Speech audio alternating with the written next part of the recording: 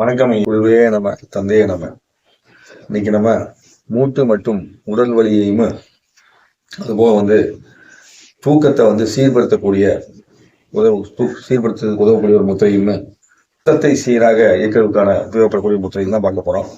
இது அனைத்துக்கு உபயோகப்படக்கூடிய ஒரு எளிமையான முத்திரை. நம்ம 2 கைகளையும் கோர்த்துக்கணும். 2 கைகளையும் கோர்த்துக்கிட்டு அதை எப்படின்னா உள்பக்கமா கோர்த்துக்கணும். இப்படி உள்பக்கமா கோர்த்துக்கணும். உள்பக்கமா கோர்த்து இந்த கட்டை வரல தொட்டுக்கணும்.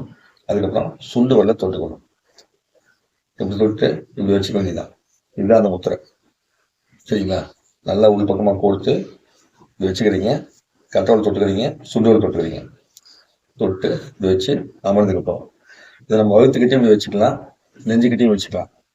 ஸோ தொட்டுட்டு அப்படியே அமர்ந்து நீங்க உட்காந்துருந்தீங்க அப்படின்னா உங்களுடைய உடலுக்குரிய எலும்பு வலியும் அதுபோக மூட்டு வலியும் பார்த்தீங்கன்னா நல்லா குறைய தொடங்கும். ரத்த அழுத்தம் சீராக ஓட தொடங்கும். தூக்கமின்மை இல்லாமல் இருக்கிறவங்களுக்கு பார்த்தீங்கன்னா சரியான முறை தூக்கம் வருவதற்கான வாய்ப்பு கிடைக்க தொடங்கும். ஸோ இந்த முத்திரை தினந்தோறும் 5 நிமிடத்திலிருந்து 10 நிமிஷம் வரைக்கும் செஞ்சா போதுமானது. இந்த முத்திரைக்கு மயில் ராணின்னு ஒரு பேர் வச்சிருக்காங்க. இந்த மயில் ராணி முத்திரையை செய்வது மூலமாக இந்த பலனை அடைய முடியும். யாருக்கெல்லாம் தூக்கம் சரியா வரமாட்டேங்குன்னு நீங்க நினைக்கிறீங்களோ அவங்க எல்லாருமே இந்த முத்திரையை நீங்க குடிச்சு வந்தீங்கன்னா அந்த தூக்கம் நிலை அப்படிங்கிறது உங்களுக்கு தேவையான அளவு கிடைக்கும் தொடங்கும். முட்டி வலி இருக்குது அப்படின்னு நினைக்கிறவங்க இதை பண்ணும்போது அந்த முட்டி வலி குறையும். ஏன்னா நம்மளுடைய சுட்ரோக் பிரகாரம் இது 2 காலு, இந்த 2 விரலுமே 2 கையிலுமே அப்போ இந்த இடம் லாக் ஆகும். இந்த இடம் நம்மளுக்கு லாக் ஆகும்போது என்ன ஆகும், அந்த மூட்டி வலி குறைவதற்கான வாய்ப்பு கிடைக்குது. அதான் இதோடைய தத்துவம். ஸோ என்ன பண்றோம், கையை இப்படி கோர்க்கிறத விட இப்படி கோர்த்துக்கிறோம். உள்பக்கமா கோர்த்துக்கிறோம்.